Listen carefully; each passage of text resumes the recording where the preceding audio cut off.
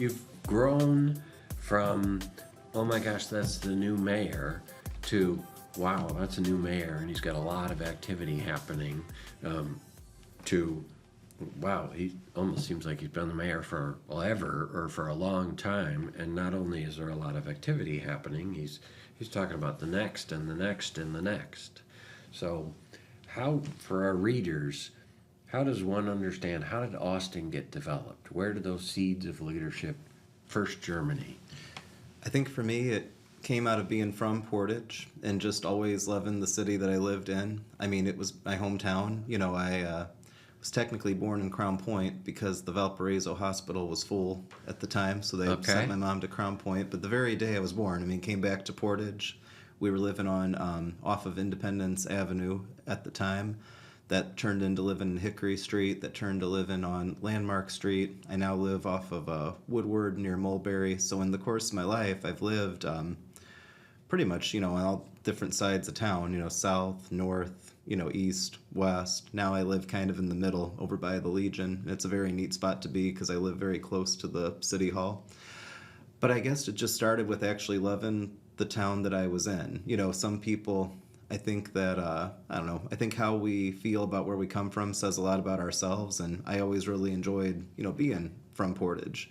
I didn't necessarily know when I was growing up that there was a political opportunity in Portage. I was always interested in politics, at least the kind of stuff you see on the news. So I think growing up I studied history a lot. I tried to keep up with current events, but I didn't find out local government was very interesting until I was much later in my 20s. When I was 25, 26, I started getting involved in the city, and that's what led to me being put on the plan commission, all that. But I think going back to leadership in general, I mean, it started probably with my grandfather. I mean, he was a deacon at Nativity Church for 40 years. He was one of the first of the group of permanent deacons when the Diocese of Gary started doing that after the Second Vatican Council. He built so many of the different programs that were in the church and the school, and growing up as the deacon's grandson is a pretty cool thing. But, whether that was altar serving, and as I got older, youth ministry, and then coming back and volunteering in the church, I think a lot of my leadership and a lot of the teaching formation really began there, in those days. I had the opportunity once I became an adult and I moved back to Portage. It's funny, there was I don't know what the right word is, an attack ad? I don't know if that's the right term. When I was running for mayor, there was this flyer mailer that got sent out saying, Austin Bonta is not a lifelong Porter County resident. And I was kind of surprised. I lived in Crown Point for 1 year. Okay. But I was born in Crown Point so I was there for a day. Yeah. But then right after college, Meg and I got married and we were looking for a place to live. We ended up finding an apartment in Crown Point where we lived for a year, before we ended up moving to Portage when we bought our house. I found it so funny that there was this flyer saying it hasn't lived here his whole life, and it was really a year and a day when you think about it that I was in Crown Point. It's just funny how people could, but I guess to put it simply, I moved back to Portage more or less as quick as I could. Like I say, it was my hometown. I wanted to be there.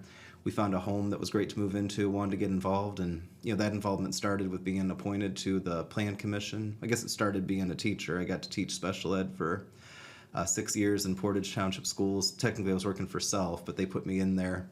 And I think being a teacher really taught me a lot more about the community, not just working with kids. Many of the kids I taught are adults now, which is kind of crazy. I was at Market on the Square on Friday, and there was a young lady that came up and she said, "Hey, do you mind if I take a picture with you?" Which is not crazy uncommon at Market on the Square. I said, "Sure."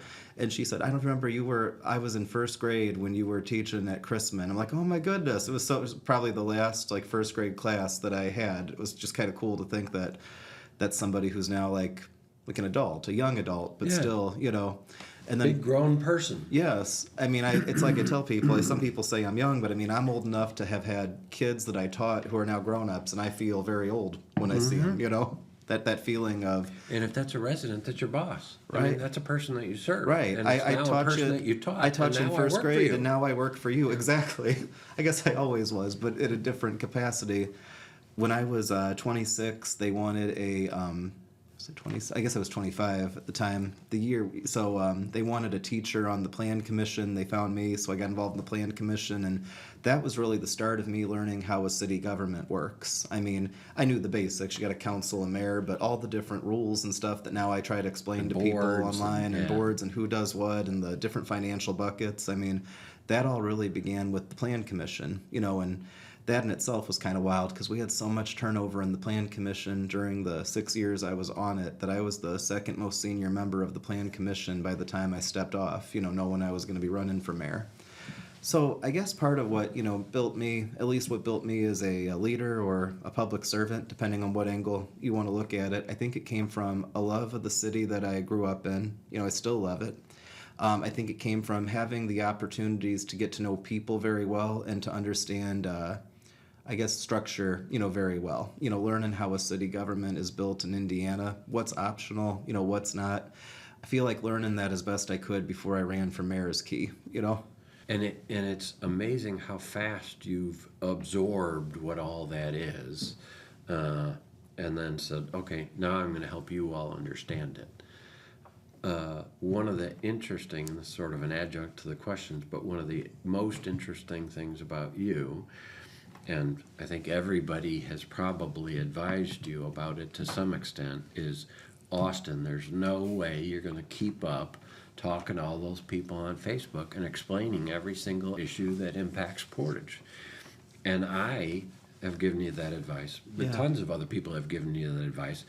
And what you do is you go out and communicate exactly what's happening on a issue. It's super transparent. The folks love it. And then they become your staunchest supporters when someone says, oh no, this is terrible. And they're like, oh no. And they literally read right from Austin's script.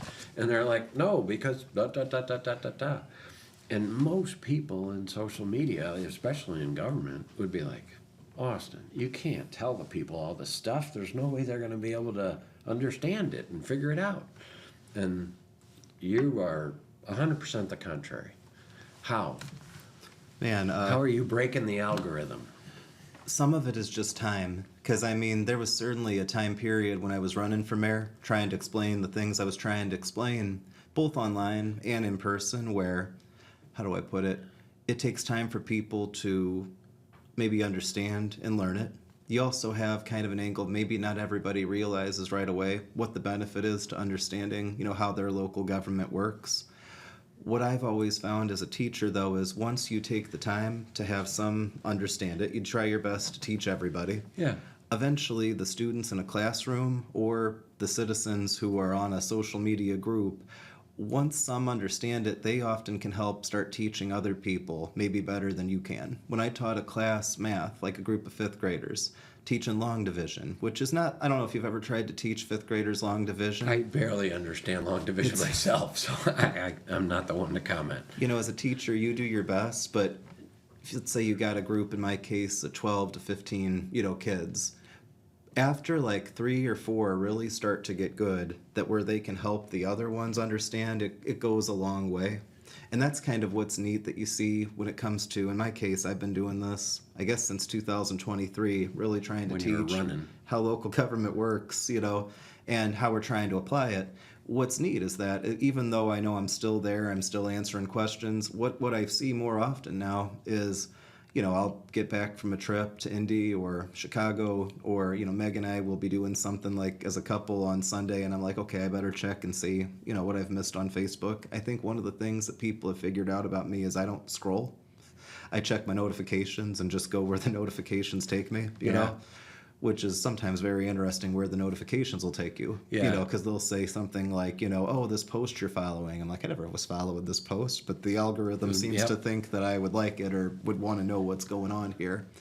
But you'll see something where someone asks a question. I'll use my go-to example. Somebody notices that we have a workout park at the corner of Lute Road and Airport Road. And they say, what is this? How much does that cost? And maybe 2 years ago, I had to be the one online explaining how much it costs, but also how it was paid for with a combination of a grant and then a fund that we could only legally spend on a new park.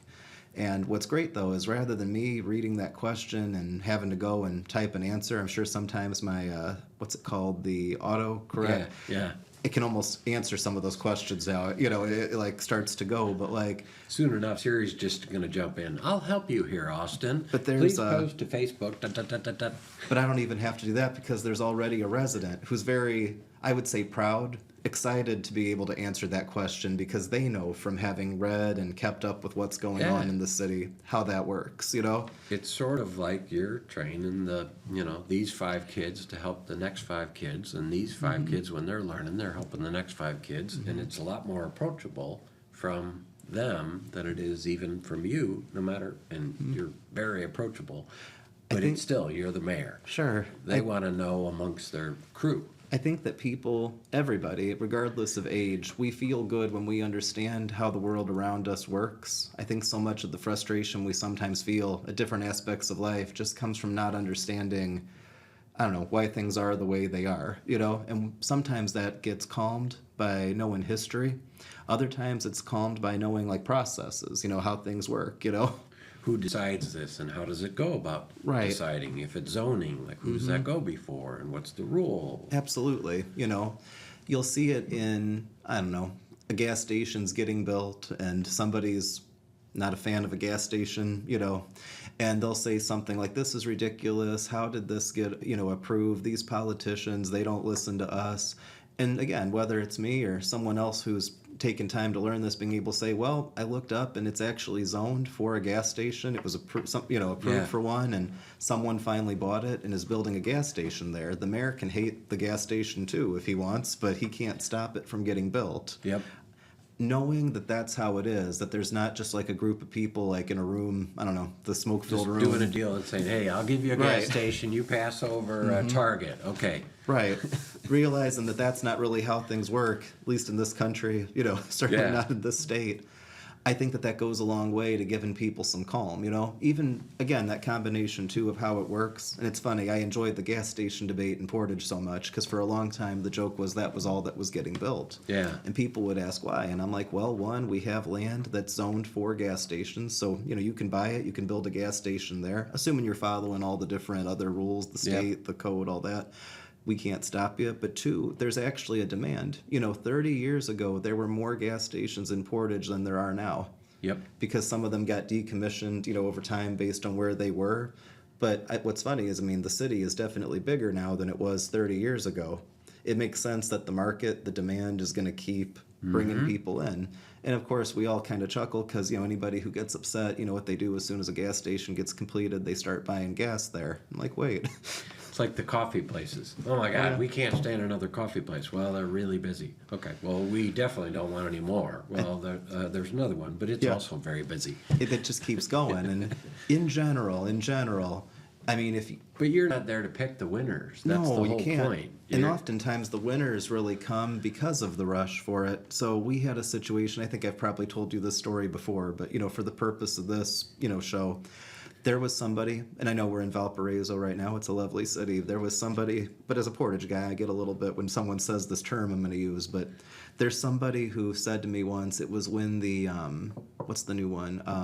Seven Brew. Okay. What got announced that they're coming to Portage over by the high school. This was months ago, and someone said something to me. I don't mind that we're getting a coffee shop, but I just, you know, regret that it's like a corporate type thing. He said, I wish we had more like local coffee shops like Valpo's got, you know, like Yeah. that's the phrase. And I said, well, I don't disagree with you, at least in context of like, I'd love to see more locally owned businesses, locally owned everything. But at the same time, I think I also, it was related to, we had the Seven Brew and we had just gotten the third Starbucks. And I said, Okay. but you know, Valpo's got 5 Starbuckses too. Portage has 3. Plus we got the Big B, the Seven Brew. But I say that because I don't think the number of corporate stores takes away the ability of a local entrepreneur to start one. No. I think that if anything, if I'm in a town that's got 5 Starbuckses, or if I'm in a city that's got 3 plus a Big B plus a Seven Brew, I might say to myself, I think I make a better coffee than all of them. Yeah. At least I believe that about myself. I'm going to go and act. But here's what I know now. I know that I'm in a city where people like to drink coffee. Yeah. And so that was really neat at the last EDC breakfast where I spoke at. It was right in the middle of the breakfast. The contractor of this company, he stood up and said, Mary, I just want to introduce you to somebody. This is a couple who's moving to Portage, I was Illinois. there. Yes, you were there. Yeah. I was Couple there, moving watched from it. Illinois, and they're opening a new locally owned coffee shop and wine bar in Portage. Yeah. And again, they weren't driving around looking for a place with no coffee. Yeah. Because when you're driving to a place that's got no coffee shops or almost none, Obviously, they're not really demanding it. Otherwise, it would have been there. when you're seeing them take off, you're like, okay, this is a place where people are already drinking coffee. They're going to like ours. Yep. And so that was just such a neat feeling of, I promise you guys, like by saying, it's not about saying yes to everything, because that implies that there's a group of people who just get to Actually arbitrarily get to say yes decide. and no.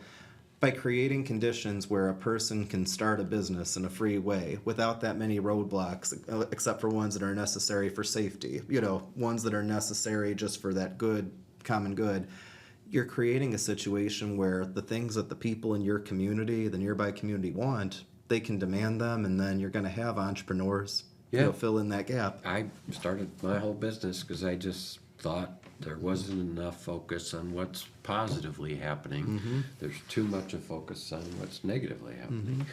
So I asked some media folks, do you think this theory has merit? Would you like to run with it? And they said, no, thank you. I don't think it has a lot of merit. And I said, okay, well, I like my coffee. So I'm going to start a coffee shop, and it's going to be just this kind of stuff. But, for me, our dependency is, well, there's got to be enough people that are nice, that are doing good stuff. Otherwise, we'd run out of coffee. And luckily for us, there's a lot of people that are nice doing things. But it feels like you have uncovered a latent sense of pride in Portage that maybe somebody that didn't feel like it was okay to be super proud about Portage. There's something about that. Obviously, Andy calls it Portage Energy, and a lot of people call it Portage Pride. There's various slogans, but people in Portage are thinking differently about Portage in the last couple of years. I think that I really like the term energy a lot, because I think it speaks to the fact that there's so much going on, so much that people are looking for. I'm not against the word pride in a certain context, but I think that sometimes pride can mean we like exactly as things are right now. Okay. We don't want to change. It doesn't have to mean that. That's just been kind of my connotation with the experience, And that can sometimes... We're proud and we're resting on our laurels. Sure. Yeah. Not claiming everybody using Yeah. the term is, but in my experience, that's kind of how it's felt, that resting on the laurels feel, and that can make you not notice sometimes that there are things that need to improve. Yeah. What I like about the Portage Energy is that we're always looking to improve. We're happy with what we got that's good, but we're always looking to make it the best place to live. We know it's not perfect yet, and maybe nothing will ever be, but there's this striving. I think that sometime in the last maybe decade or so, I think that there are things that people don't always notice. Like there's things where people will say things like, well, we don't want to lose our small town feel. And I say, well, neither do I. But something to keep in mind is we've been the third largest city in the region. We've been the largest city in Porter County for over 30 years. So it's not a small town. Right. I mean, we can have that good feel. I think what people want is they want safety. They want to believe and it to be true that they know their neighbors, that we have community events where you don't feel like you're just a number, and we do have that. But I think that somewhere along the way, maybe it's not just a Portage thing, I think that people started to associate a city getting bigger with like a city getting more dangerous, or they started to associate more detached, you're more of a number. And certainly you always got to watch things, but it's like I tell people, Portage has less than 40,000 people right now. There are cities that are at least statistically safer than us that have 100,000 people. Not saying we need to go to 100,000 people, not saying that overnight even. I'm just saying like there is so much you can do when you've got a strong community, when you have great public safety, when you have good amenities, you have a good business climate, you have a good church group, schools are good. You got your different nonprofit organizations. And what they can do when it's good is they can make you feel like all the things that we associate with a small town.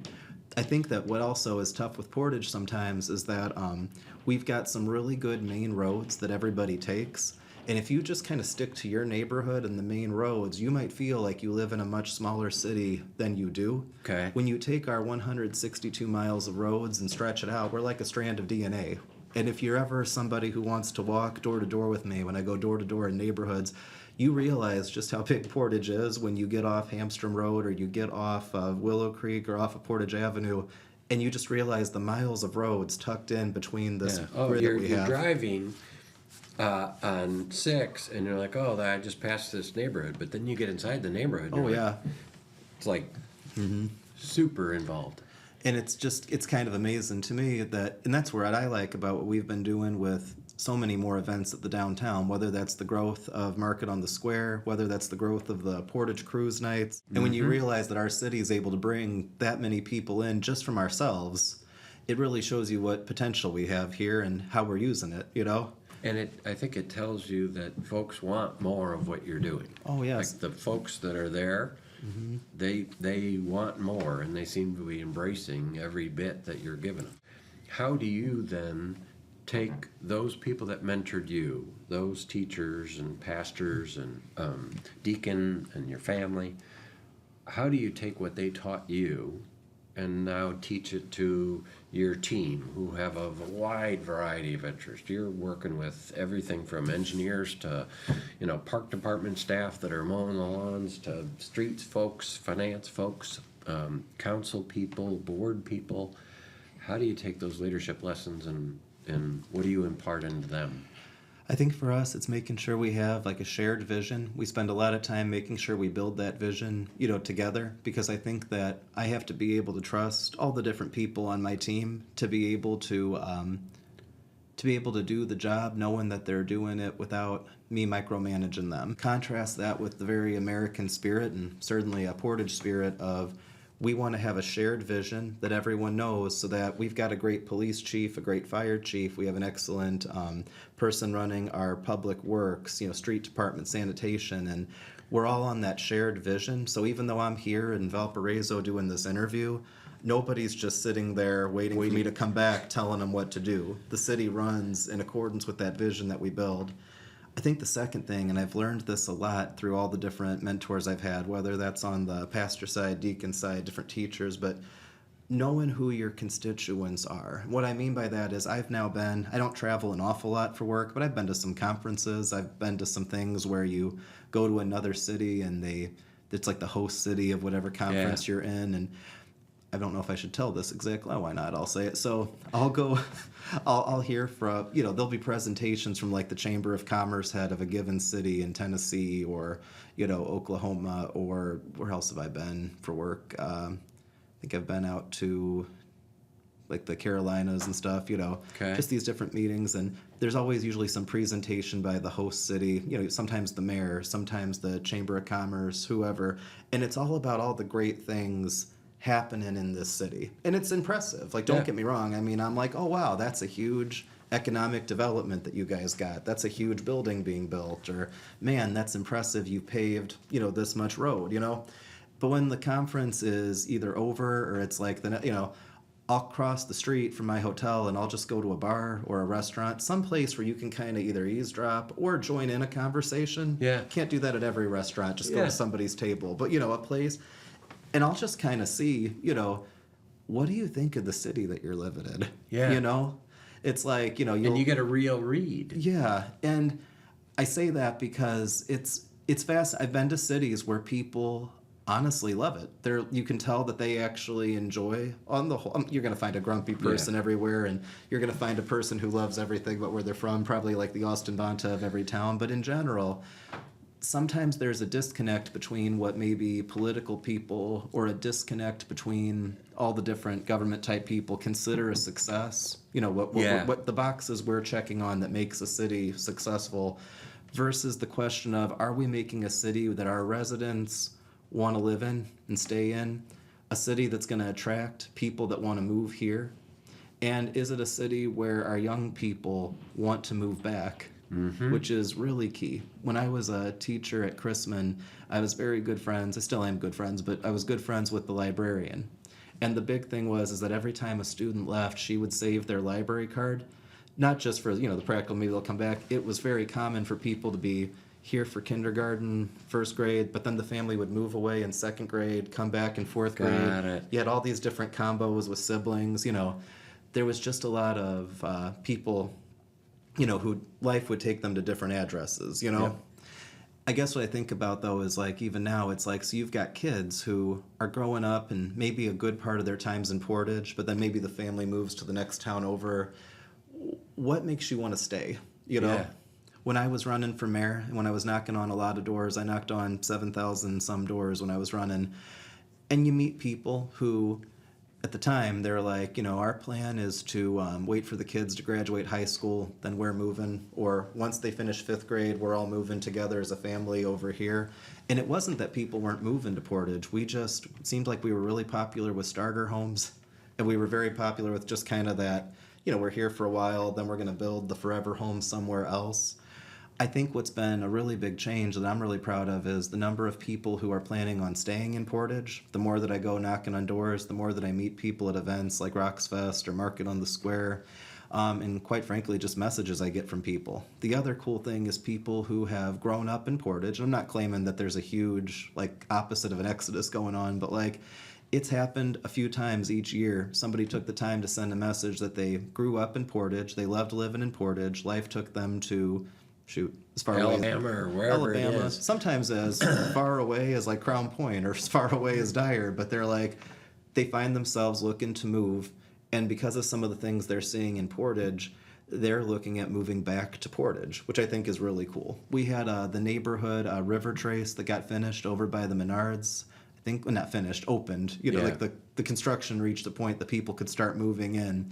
The very first person to buy a home there was a guy who moved back to Portage because he wanted to be closer to his mother, not just to take care of her, but he was able to come back from another state and he resettled in the city, and that's very exciting to me. Those are people not just putting down roots; they're they're putting down roots in a place that they had already. But no city's going to be perfect forever. Mm-hmm. What makes somebody love a place and trust a place enough that, you might have had an issue with a pothole on your road and, we're handling this right now, but what actually makes people stick with the city? What makes it home? And that's what I think we're striving for in Portage. What makes them trust that this is a place that's right for them? Mm-hmm. Again, back to communication. You communicate, unlike many, in that it's very transparent, it's very thorough, it's very accessible. There's probably plenty of people that are saying, Austin, you can't communicate like that. You can't be so transparent. How are you able to do that? I think some of it is thinking about when we're doing something, what is it that I would like to know if I wasn't the mayor and the same thing was going on? What would I want to understand about a project? Some of it is understanding that not everybody necessarily wants to know everything, but being able to take time to explain each thing going on. Everybody seems to get the thing that they want to learn the most about.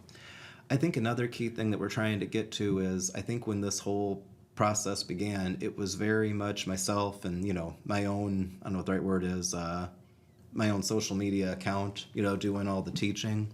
Now that we're on year 3, we've got a great internship program now at City Hall. We're trying to start the process of continuing the teaching how government works, explaining what we do, but have a lot more of it come from the city proper. Not that I'll ever stop, teaching what's going on, and some things are easier done, I think, by the mayor as an individual teaching it, just because when you are the government speaking as the government through an official government account, you got to be very technical. You're not able to really go down some of the rabbit holes of, if we do this, this might happen, but if we do this, this might happen. But to do a little bit more on the video side and on the tech side of actually explaining just some of the different programs that we're doing, some of the different projects we have. You're a younger person in politics. You bring a very candid, fresh energy to it. You don't seem beholden to any particular establishment. Can you be your own person and be successful in politics? I think you can, but I think that it helps if you have a good relationship with your constituents. I think it helps if again, you're never going to please 100% of the people all the time, but I think that if you know what it is that you're trying to do, the mission, and your constituents know what it is. I think that the trust that comes with that, I think that the relationship, the power of that relationship, I'm trying to find the right way to say it. I think that that can supersede a lot of the distractions, maybe pulls or temptations that come when you don't have that strong relationship. You know, I was at the Hoosier Boys State program. They were asking some great questions, the young men who take part in that program. There's a wonderful program for women that's the Hoosier, you know, girls, they balance it out one week and then the other. And it's gone on for a heck of a long time, and it really is like intellectually challenging It's for incredible. the kids. And they come in all excited. So they're asking questions, right? You know, and they're asking like basically the heart that they're asking. It's like what you're saying, like, who are you beholden to? You know, as best I can be, I'm beholden to the residents of the city. You know, it's tough because sometimes you might have as a mayor, how do I put it? One of my favorite quotes is from Henry Ford, where he said, if I had asked people what they wanted, they would have told me they wanted faster horses. Sometimes you're in a situation where you got to really listen and understand what your people want. Yeah. Sometimes you're in a situation where maybe you think you see a better route to do something, but you have to go to the people who want the faster horses and explain, guys, this is what we're trying to do. You mentioned the aliens or the bears, but I mean, even though that's going like a different direction, the Hollis Harbor site, what we now call the Hillcrest site, just because to give it a good name, what an opportunity to take a place a lot of people didn't know about and have a conversation about what it could be. When we initially did I guess when our pitch to the Bears leaked back in February to the Kaplan show, and we ended up doing the press conference, you know, we had people asking, one, like, where is this place? You know, and then I showed a map. I'll never forget someone. Yeah, there's a lot of people that didn't even know that place existed. Oh, yeah. There was almost like, well, gosh, we could have put anything there. There was someone got so upset with me. This guy, he said, that's not in Portage, you something. Yeah. I'm like, yes, it is. I'll show you a map of Portage, and here's the place. And that something wasn't mayor it wasn't or official. It wasn't like a very nice thing. The guy was like, no, that's not Portage, you know, and his basis for that was he didn't know that what was north of 94 was actually in our city. Yeah. And a lot of it is, you know, to start, you got the mill, you got the industry, Ogden Dunes is up there, but no, this particular site, well, then it went from, well, wait, that's in Portage, you know, yes, it is. Then it went to, well, here's something that we can do with it. Yeah. You had all the questions of, well, what does that do with traffic if we develop this site? And it's like, well, you're not going there now because there's no roads there or anything that would take you there, right? Yeah. I mean, it really is a unique piece of land because if you live in the city now and love it, you could travel to this place once we get a bridge built, once we get roads and things there, or you can avoid it if you want to. It's a very unique situation. Well, then after the Bears decided to go to Hammond or, you know, like all that, everybody has since been talking about, well, I've got this idea for the site. I've got this idea for the site. And then, of course, it was last week we got to announce that we received $1 million grant to market and develop the site. And for the most part, that's created a positive firestorm of people saying, well, holy cow, if we've got $1 million, first off, people like, wait, there's $1 million to advertise a site and do site plans. I'm like, oh, yeah, there is. Yeah. There's not necessarily...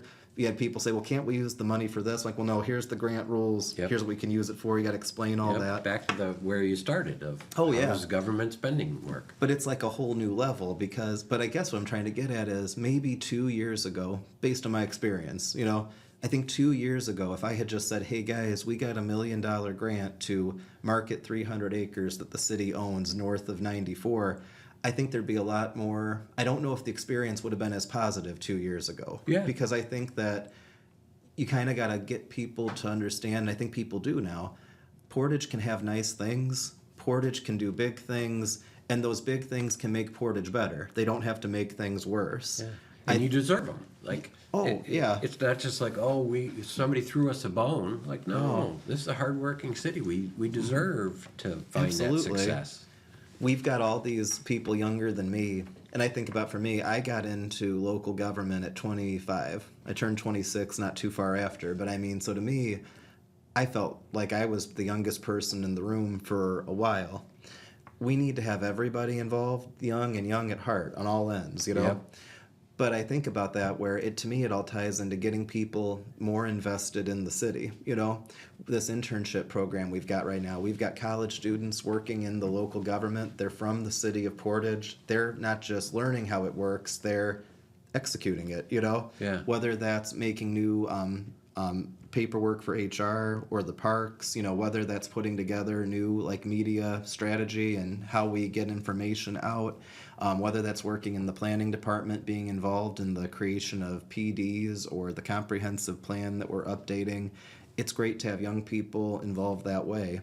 But then the other opportunity, and I'm always on the lookout for this, is just what board, what committee, what meaningful activity can we get people involved in and not see the age on there, If you're living in our city and you're 23, 24, you've got your job here and, you're searching for the place to live, but you're a resident, let's get you on this commission. Let's get you on this. Again, I wouldn't be Let's where I help was. you put down a root. Yes. You got to do something because I feel like people who decide to invest in a city, they're making that decision so early on if you're going to have those long-term, residents or those people that come back, So if the question, though, too, is getting people interested in maybe not politics, but local government or community building, I think you got to trust that they're not the city of tomorrow, they're the city now. Yeah. I said that to a group of high schoolers recently. They were juniors and seniors. I'm like, look, I know you guys can't all vote yet. Some of you can, some of you can't, but you're not the Portage of tomorrow. You're Portage right now. And in a lot of ways, That's a good perspective. When I was in high school, I went to Andran, but I had all sorts of Portage friends. I always tell people I became an Indian by being a teacher, not by going to the school itself. But it's great to be there and to be able to support the schools and all that. But in many ways, you think about some of your best memories are when you're a young person living in your hometown, right? Some things might feel out of your control, but that's when I know what it's like to be 17, 18, even 19, thinking about what is the future going to be and where am I going to be, As a mayor, I want people to be, if you're in Portage High School right now and if you're going into your senior year, your junior year, you don't necessarily have to have your whole life figured out. But when you're thinking about the future, I hope one of the options in your mind is I can stay here in Portage to work, build my business, raise my family. I feel like that's part of the mayor's job is to create a city where they want to stay or come back to.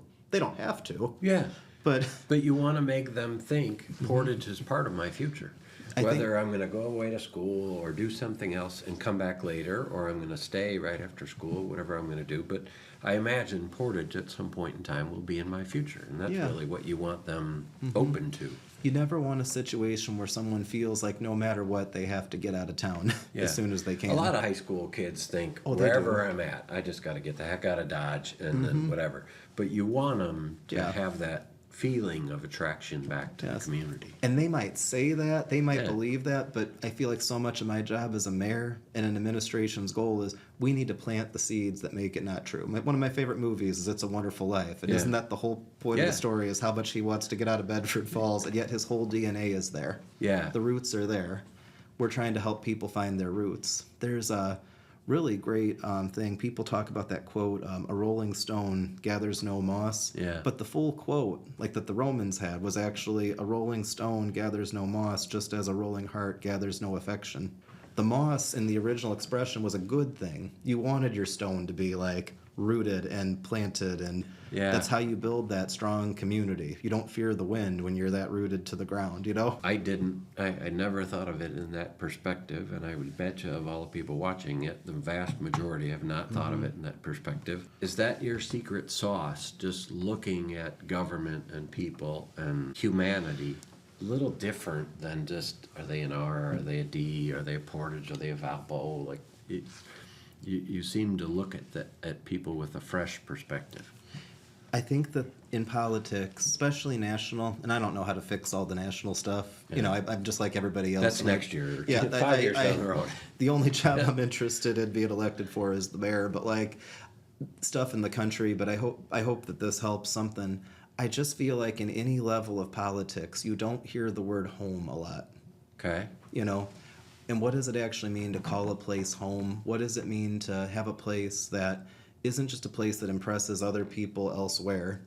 Instead of having a city that impresses Mayor Austin Bonta when I'm there for a visit, what does it mean to have a city that people think of as their home, a place where they feel safe, a place where they feel like they belong here, you know? And a place where they don't think, oh, this is great because Mayor Austin says it's great. They Right. think it's great because it's great. Yeah. And they're really glad that Mayor Austin also loves it. Yeah. And I think that that might be different for every city. It might be different for every place. And that's why, for me, I'm always careful about when cities compare themselves to other cities. Yeah. We live in Indiana. Carmel comes up a lot. I've got good friends in Carmel. I know the mayor there very well. What I tell people is Carmel is not the best city in Indiana. What's cool about Carmel is it's the best version of Carmel. Yeah. You know, I think that If you want to be Carmel, they've done a really, really good job of doing that. sure, but they're the best version of themselves. Yeah. I'm not trying to make Portage like any other city. I'm trying to make Portage the best version of Portage based on the community we have, the assets we have, you know? And it keeps it simple but true. Any other leadership advice you'd like to pass along to somebody reading, wherever they're or listening, wherever they're at in their career? I think the biggest thing about leadership is that you really got to be serving somebody. You know, there's no leadership's not about you. It's not about making really you look good. Sometimes you accidentally look good in the process, you know. I ran for mayor in Portage because it's my home. It's because I love it. It's because it's the place that I want to stay, you know, my whole life. And I felt like what we needed was to take advantage of our population that we've always had, even though not everybody realizes it, and start to have our own downtown. And it's beginning with, you know, a lot of people coming to the downtown for events, but we've got at least one new business coming out of that because they've seen how many people, you know, come there, you know. That was a big deal for me because I think that when you have people who are more often driving out of town to do things in other cities, you're like, well, wait, why are we living here if we got to drive everywhere else and we Yeah. like those places we go to, you know? So I got to work on saying, well, how do we build a downtown? You know, how do I do that for you?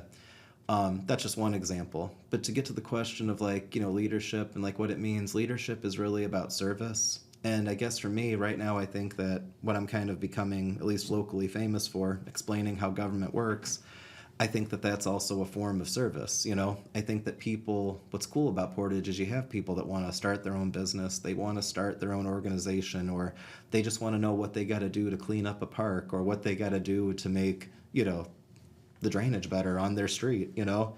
And it's not as simple as we just have one giant pot of money that can fix everything, but we do have processes that if you understand it, you know how to go through it, you know? Yep. Whether that's getting a speed limit changed, which somebody is very close, I think, to getting done, you know, with their petition they're putting together in a certain road, you know, whether that's just wanting to get a group of people together to make your neighborhood closer. So much of what I try to do is teach people how they can make good change in their community, in our city. You seem to teach people to use their voice, and because there's a variety of different ways they can, and Oh, yeah. you encourage them to go to the meeting, come to your office. You know, your sessions with the mayor where you'll have them all walk in. It's a blast. And again, what's cool is that people really do come, you know, not always, and this is typical, the number of people that say they're coming online versus the people that do come, there's Yeah. usually a discrepancy there, but Yeah. all are welcome. And the amount of discussion and the amount of results, it feels like all those people are coming the way Yeah. that it comes, you know? Well, and ultimately, I think there's a lot of people that say, I'm just glad I could come. I don't have a concern big enough to bring up, but I'm sure glad the mayor's available if I wanted to. And like I say, I always feel like just when I think, there are times where I think, oh man, have we explained everything? Does everyone get... There's always something new coming up. And I think that speaks to Portage energy as well, too. Like, you just never know what's coming around the corner. I don't even know what's always coming around the corner, you Yep. know? Well, a particularly poignant experience for us in the city of Portage this year was the graduation, where the weather's changing and Oh, the yes. dynamics are going on, and oh my God, what are they going to do?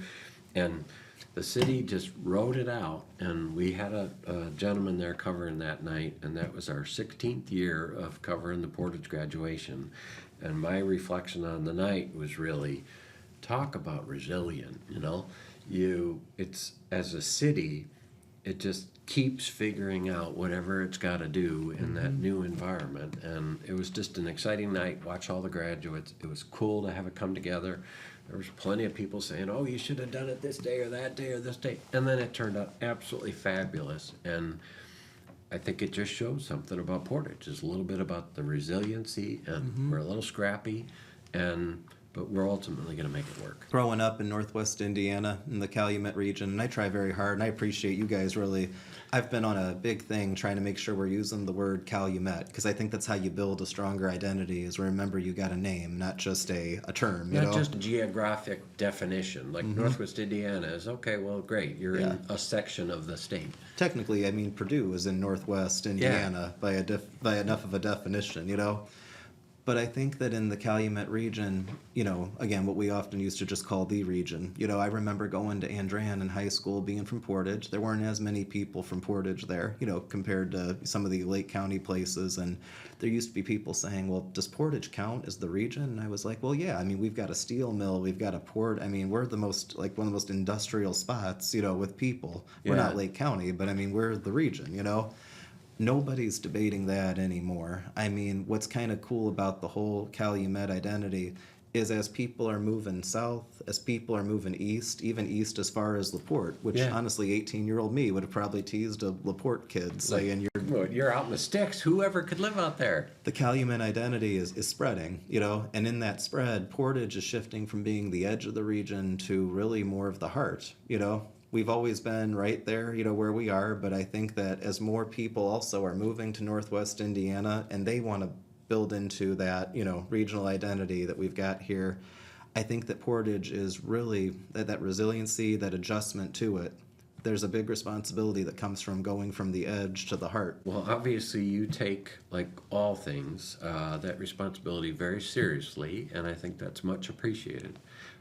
I'll wrap it up by just saying thanks for being here again. Thanks for sharing a little insight into what makes Portage work so effectively right now, and also just a little bit of that Portage energy that Absolutely. Seems to be pretty darn infectious. Seems like it. Thank you so much. It was great to be here.